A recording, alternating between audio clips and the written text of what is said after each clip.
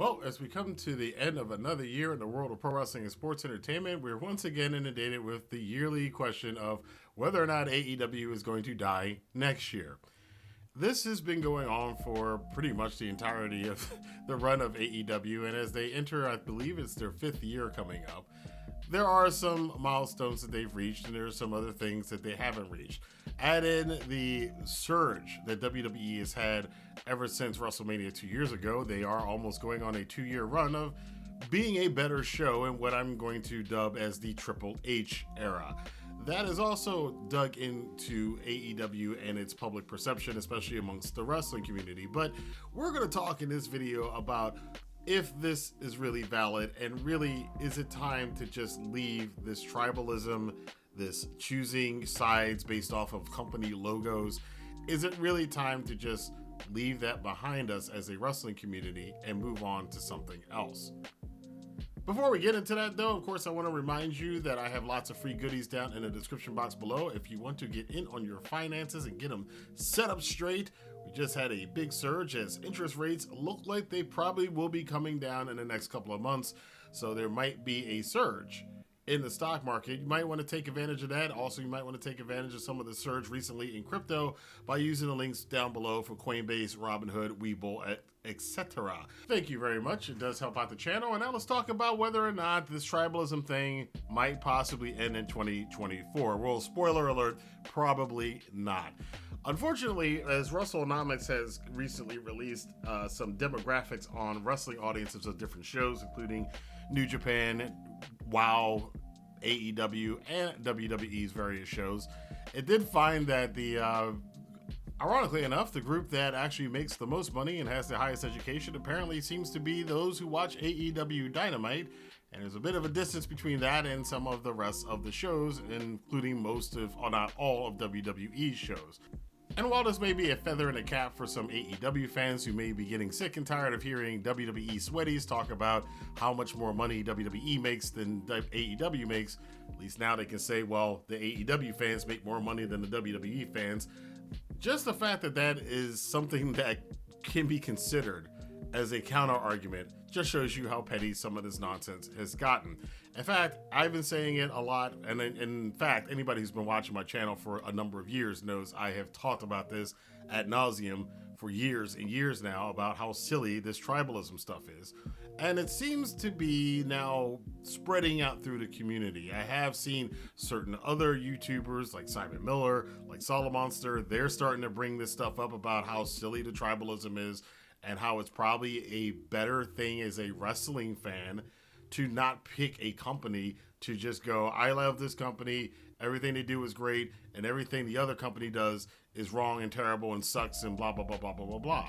Because honestly, at the end of the day, that's an outdated idea, an outdated concept that has left pretty much every other entertainment industry with the exception of pro wrestling. Soap opera fans don't do this anymore. Even sports teams, you have your favorite sports team, but you're not going to wish death and failure and closure of the other rival sports team. If you're a Baltimore Ravens fan, you're not a fan of the Steelers, but you're not actively rooting for the Steelers to close up as an organization. People who play PlayStation do not actively root for Xbox to go out of business. Most people have kind of accepted that there are different things for different people. And what is the pathetic reason behind it? And it goes a little bit further than like if your favorite football team wins the Super Bowl, you kind of celebrate as a win for yourself because you're a fan of it.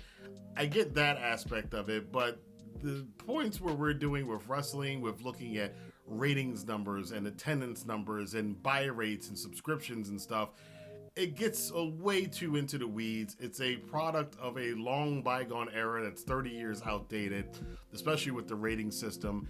And things don't really match up the way they do now as they did back in the 80s and the 90s, where those things were of more concern.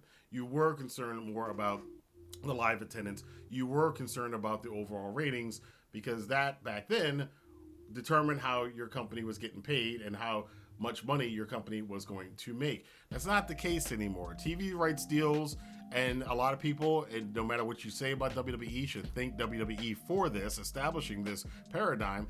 But the TV rights deals pretty much make a wrestling company now. AEW's majority of its income is coming, much like WWE, from rights deals to run shows. And in particular with Warner Brothers Discovery. There's a whole other topic about that right now that I did touch on, as the whole CM Punk, Brian Zaslav, TBS, TNT, Warner Brothers possibly kicking AEW off in favor of Raw, which I brought up a week ago and I've seen over the last 2 days. Now it's a big topic out in the community, so we may talk about that in a different video. But my question right now is, why does this really matter?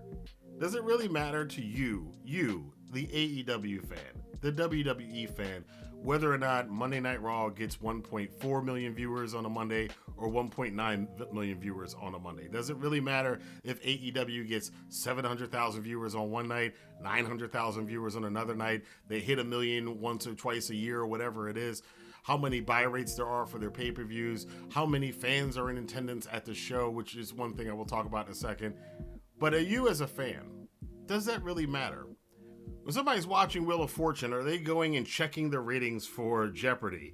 Are the people on America's Got Talent checking the ratings on Survivor? Like, is this a thing that people do in other fandoms? There are some where it is somewhat important, but nowhere to the degree that I see in the pro wrestling community. And again, for what? You're not making any money. You're not employed by AEW or WWE.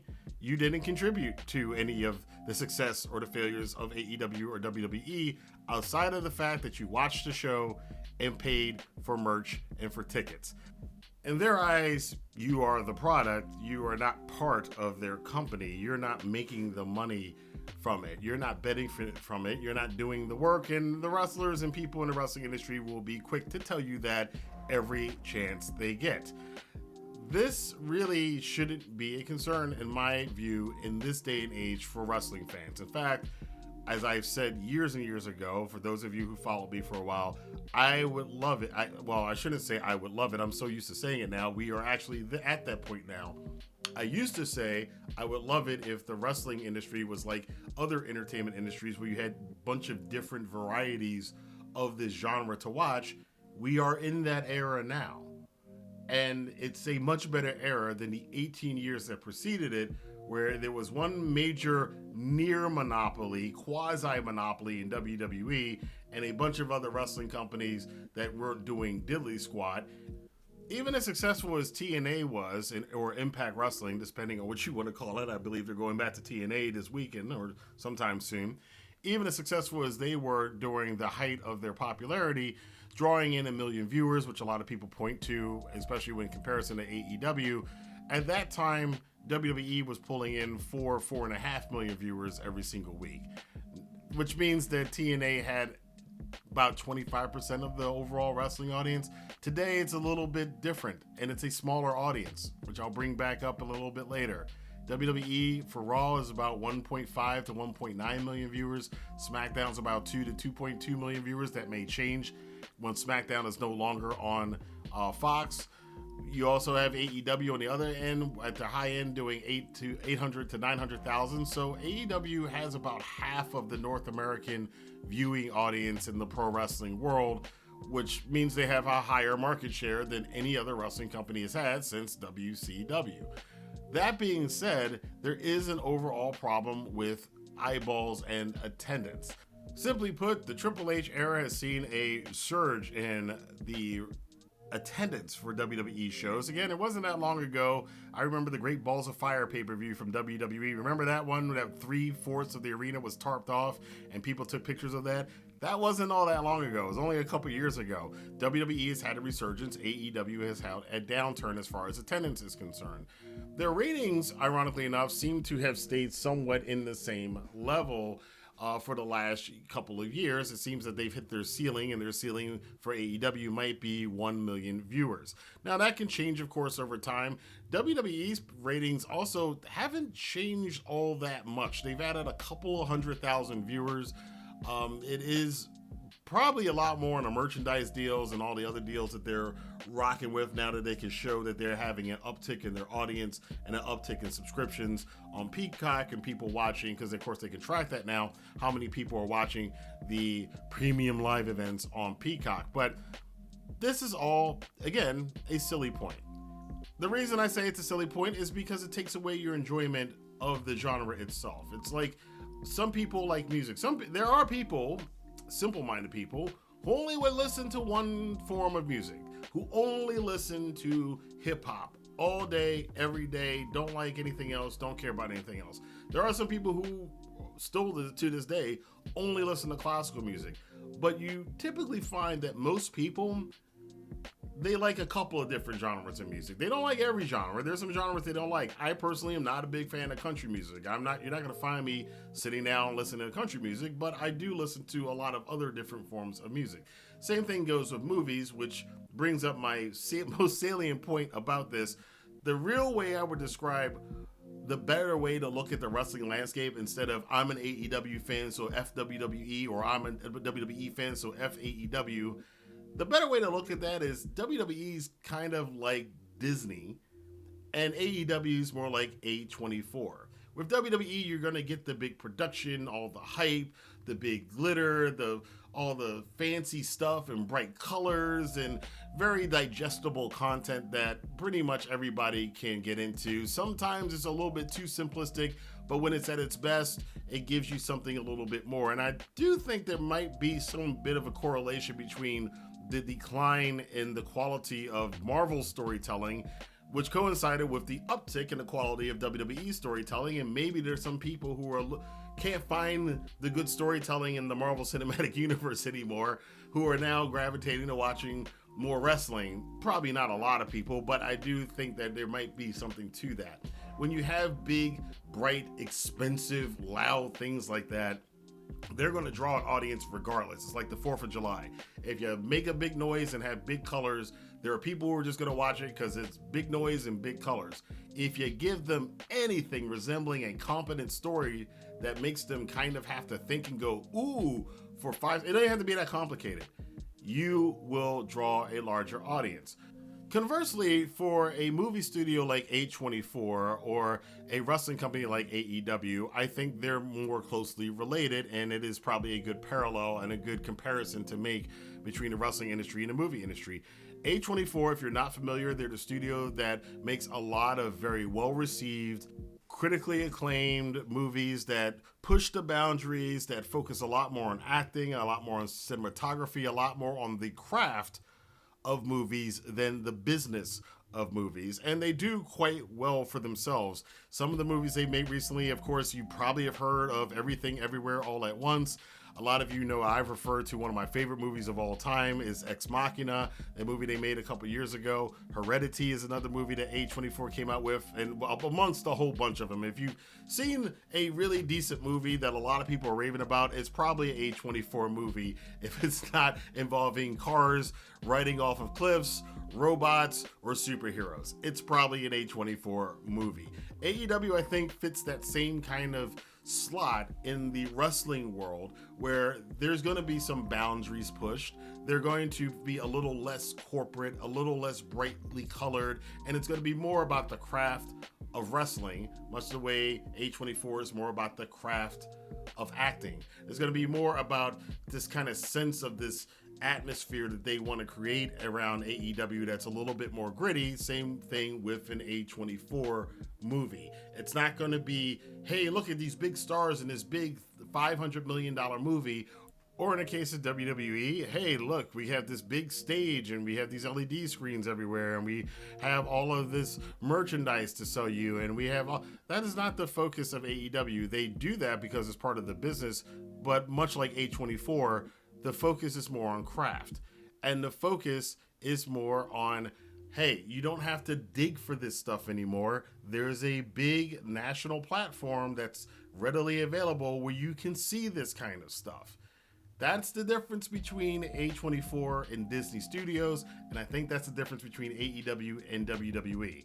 If the movie industry, and I'm just using that as one example, there's plenty of other industries, video games, TV, etc., if those industries can have a big blockbuster, can have the big, huge corporation that produces the lowest common denominator stuff to be consumed by the most people, we can also have a company that does well on its own, makes a lot of money, but gives us something a little bit less audacious. That is the way I look at the wrestling community.